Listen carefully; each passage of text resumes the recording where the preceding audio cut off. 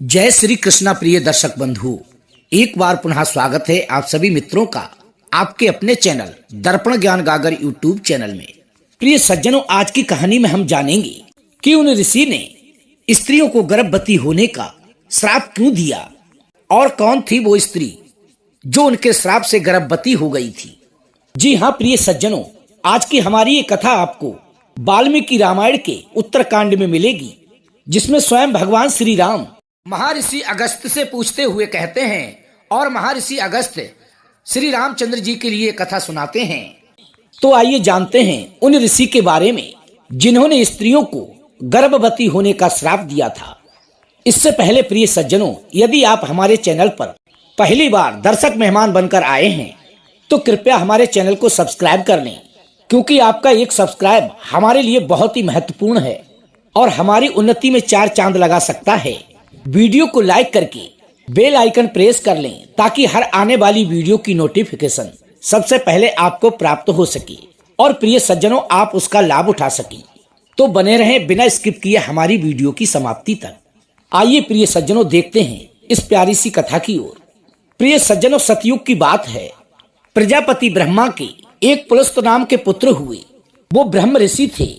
एक बार मेरु के निकट रहने वाले राज ऋषि तृणबिंदु के आश्रम में गए, जहां ऋषि तृणबिंदु अपने शिष्यों व अपने परिवार के साथ आश्रम बनाकर रहते थे और वहां पर रहते हुए वो अपने बहुत सारे शिष्यों के लिए वेदों का अध्ययन कराते थे।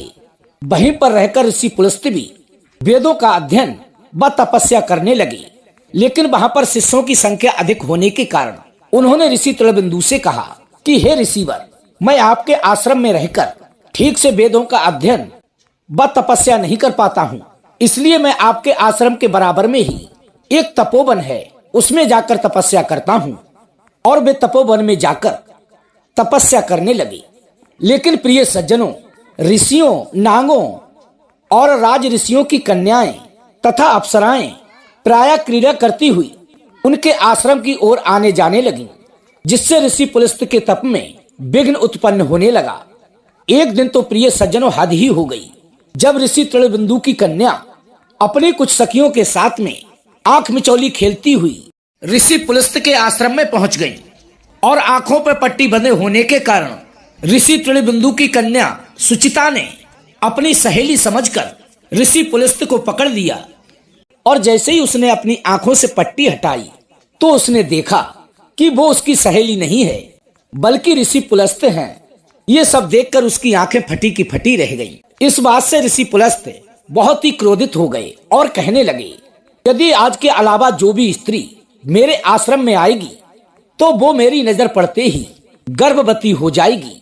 इसके बाद प्रिय दर्शक बंधु, ऋषि तृणबिंदु की कन्या अपनी सखियों के साथ अपने पिता के पास पहुंची और कहने लगी कि हे पिताश्री, आज तो बहुत बड़ा अनर्थ हो गया। तभी ऋषि तृणबिंदु कहने लगे कि हे पुत्री, क्या हुआ, मुझे स्पष्ट बताओ। तभी उनकी पुत्री कहती है कि हे पिताश्री, आज हम अपनी सहेलियों के साथ में आंख मिचौली खेल रहे थे और आंख मिचौली खेलते खेलते हम ऋषि पुलस्त के आश्रम में पहुंच गए, जिसके कारण उनके तप में बाधा उत्पन्न हो गई। इससे क्रोधित होकर ऋषि पुलस्त ने उनके आश्रम में जाने वाली स्त्रियों व कन्याओं को गर्भवती होने का श्राप दे दिया।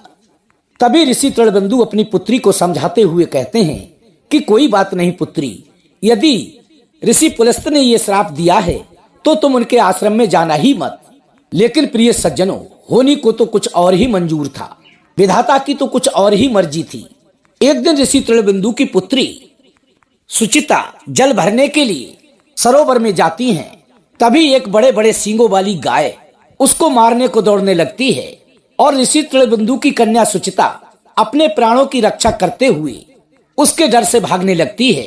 तभी भागते भागते सुचिता ऋषि पुलस्त के आश्रम में पहुंच जाती है और एक पत्थर से पैर टकराने के बाद वो उनके समक्ष जाकर गिर जाती है। तभी उसके हाथ में जो घड़ा था वो फूट जाता है। उस घड़े के फूटने की आवाज सुनकर के ऋषि पुलस्त की तपस्या भंग हो जाती है और उनके दोनों नेत्र खुल जाते हैं।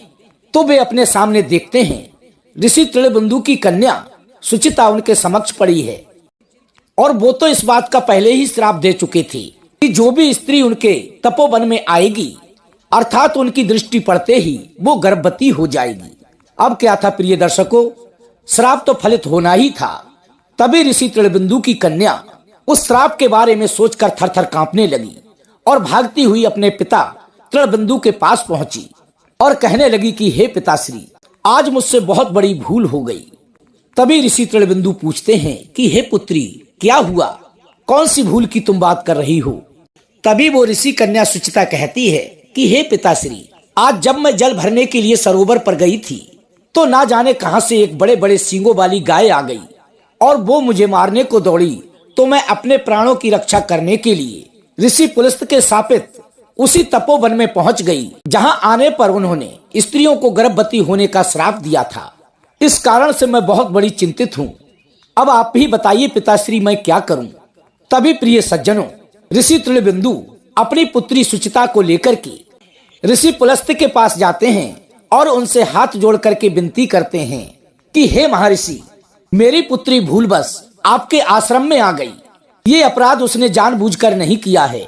वो अपने प्राणों की रक्षा करते करते ये भी भूल गई कि वो कहाँ जा रही है और उस गाय से बचते बचाते आपके द्वारा शापित तपोवन में आ गई।